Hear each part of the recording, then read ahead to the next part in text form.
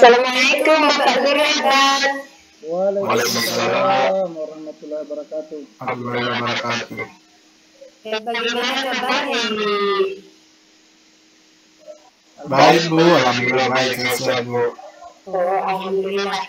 Jadi kegiatan kita kali ini adalah praktek tentang kegiatan proses coaching, di mana Pak Masnudin yang bertindak sebagai coach dan Pak Aladin yang bertindak sebagai coaching dan saya sendiri yang bertindak sebagai observer.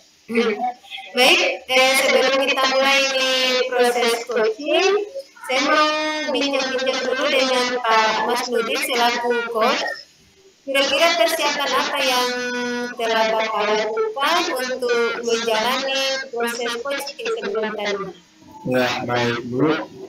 Di dalam persiapan-persiapan yang saya lakukan dalam praktek coaching ke depan, yaitu memahami alur percakapan kita, yaitu tujuan, identifikasi masalah, rencana aksi, dan tanggung jawab itu harus ada dalam alur percakapan melalui ke depan. Dan kedua, di dalamnya juga percakapan itu saya harus present kehadiran penuh di dalam percakapan, kemudian mengajukan pertanyaan-pertanyaan yang berbobot Bu.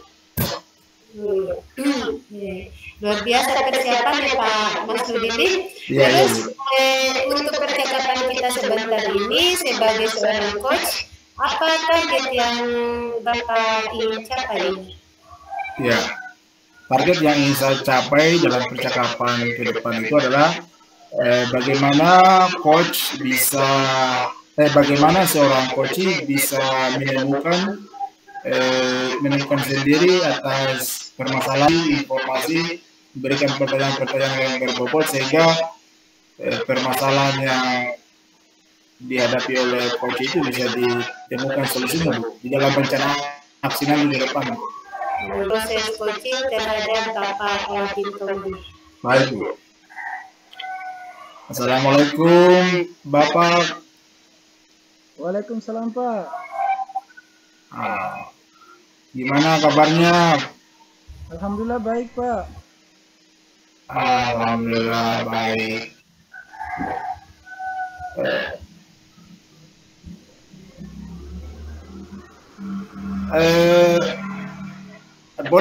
Bolehkah saya meminta waktunya Pak?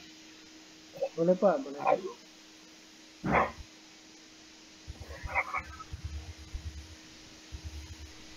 Baik Pak, saya tadi sempat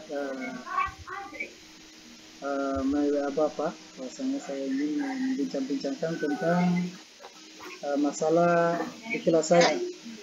Kebetulan di kelas saya dalam 1 bulan proses kegiatan pelajaran ini ada satu siswa yang tadinya dia ini aktif, tiba-tiba sering-sering bolos dan juga kadang tidak masuk di pelajaran saya.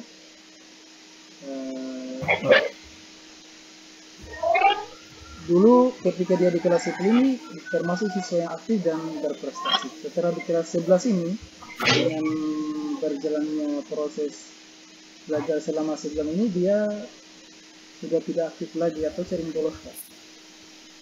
Aktifan ini kurang jelas. Begitu. Kira-kira dari apa yang Bapak telah ceritakan tadi tentang salah satu muridnya tadi yang bolos dan tidak masuk kelas tadi, menurut Bapak apa yang membuat murid tersebut sehingga bolos dan tidak masuk kelas Pak? Baik Pak, saya ini kebetulan saya cek ini namanya Pak Riko namanya. Kebetulan si Riko ini saya cek di akun ini dia sering bolos dan sering jarang masuk. saya tanya teman-temannya, bagi cerita. Kira-kira ini kenapa sering bolosnya ini? Teman-temannya juga kurang tahu juga apa masalahnya. Saya luangkan waktu untuk silaturahmi ke rumahnya ini anak. Ternyata setelah saya ke rumahnya Pak, dia ini tadinya tinggal bersama orang tuanya. Namun sekarang ini karena terkendala masalah ekonomi, orang tuanya ini dia lagi merantau. Biasa kehidupan kalau di kampung kami Pak, kalau untuk mencari nafkah atau menambah ekonomi sering terjadi merantau ke usaha di kampung orang. Maka si anak ini Pak tadinya bersama orang tua, sekarang dia ini tinggal bersama neneknya. Di rumah bersama neneknya. Kebetulan juga neneknya sering sakit-sakitan. Maka ini si anak dalam kondisi ini dia ini menjadi tulang punggung di keluarganya. Makanya dia yang sering tidak masuk ini. Ternyata ini si anak dia selagi kerja untuk membantu kehidupan ekonomi di keluarganya ini Pak. Seperti itu Pak. Berarti kalau boleh saya simpulkan dari apa yang yang Bapak katakan tadi, berarti si anak tersebut dia bolos itu dikarenakan menjadi tulang punggung keluarga karena tadi orang tuanya merantau dan dia tinggal sama neneknya, sehingga mau tidak mau dia harus bekerja sampingan. Begitu, bukan begitu Pak? Iya, seperti itu Pak. Terus dari menurut Bapak langkah-langkah apa yang Bapak untuk menyelesaikan ini Pak? Untuk langkah-langkahnya bagaimana Pak? Yang bisa Bapak lakukan? Baik Pak, saya ini sudah berusaha demi anak ini aktif kembali di sekolah, maka saya mencarikan solusi daripada kerjanya si anak ini. Bagaimana dia tetap bekerja tapi tidak mengganggu rutinitas sekolahnya. Itu langkah-langkah yang saya ingin lakukan. Ya, saya sangat setuju dengan pendapat tadi. Mudah-mudahan bisa diterapkan dan di jalan bagaimana bisa menyelesaikannya. Terus bagaimana dengan rencana aksi yang Bapak lakukan di jalan supaya anak tersebut bisa aktif kembali Pak jalan kelas dan sehingga tidak suka bolos lagi Pak. Kebetulan rencana rumah saya ini kan kebetulan di tetangga rumah saya ini ada pengusaha toko, ada jualan ini. Saya sudah pernah cerita-cerita saya rencananya ini Pak, ini si Riko ini dia nanti kerja di toko ini, namun tetap masih bersekolah seperti biasa. Nanti waktu kerjanya itu setelah pulang sekolah, seperti itu Pak. Nah itu bagus Pak, itu bagus. Itu akan bisa menyelesaikan permasalahannya sendiri Pak. Sebenarnya itu perlu dicoba itu Pak. Itu perlu dicoba itu. Terus itu. Kemudian kira-kira komitmen apa yang Bapak lakukan terhadap murid tersebut untuk kedepannya Pak, untuk selanjutnya? Saya sempat bincang-bincang dengan neneknya, neneknya ini dia juga sakit-sakitan. Kebetulan dia punya adik, adiknya juga sedang sekolah. Saya untuk membuat komitmen dengan ini neneknya supaya bagaimana ini si anak ini tetap aktif di sekolah. Kemudian begitu juga si anak ini komitmen kepada dia, bagaimana dia ini juga dalam kesehariannya tetap melaksanakan sekolah seperti biasa. Setelah pulang sekolah dia bisa bekerja di salah satu toko yang saya sampaikan tadi, Pak. Ya. Oke, Pak. Lalu siapa yang akan membantu Bapak nanti di dalam melaksanakan komitmennya, Pak?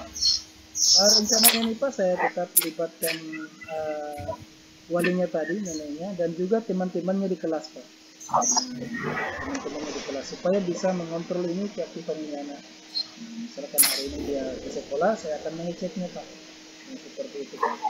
Saya buat kontrol supaya lebih efisien, Pak. Bagus, Pak. Nanti kita bisa sharing bersama. Saya yakin Pak Ladi bisa menjalankan komitmen yang baik.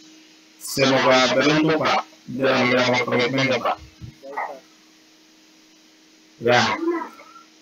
Terus gimana perasaannya saat ini, Pak? Apa yang Bapak rasakan? Alhamdulillah, Pak. Saya rasa sekarang ini sudah plong bisa berbagi cerita dengan Bapak.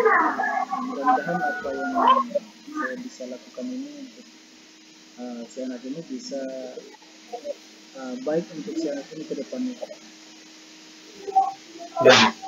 Alhamdulillah saya ikut senang juga karena Pak Ladi bisa menyelesaikan permasalahan sendiri.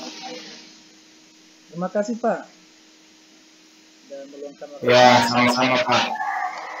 Ya, kalau begitu saya mau izin karena saya mau ketemu sama pengawas mau datang ke sekolah saya, Pak. Ya, nanti kita bisa koordinasi atau kita komunikasikan kembali lagi kalau ada waktu.